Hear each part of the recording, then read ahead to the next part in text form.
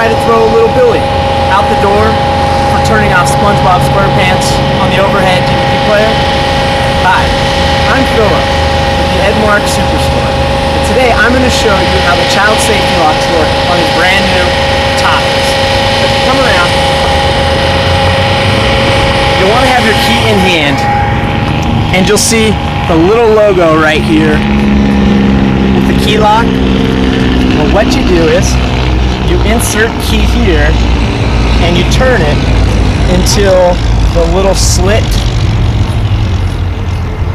is horizontal. That is how you lock them. What happens is when the kids are sitting in the car, they can close the door and they're trapped inside. And they won't be able to jump out of the windows. To unlock it, you take the key and you put it back in a perpendicular motion, and it goes back to unlock. They can hop in and hop out of the car. If you have any questions, feel free to visit our website, call Edmark.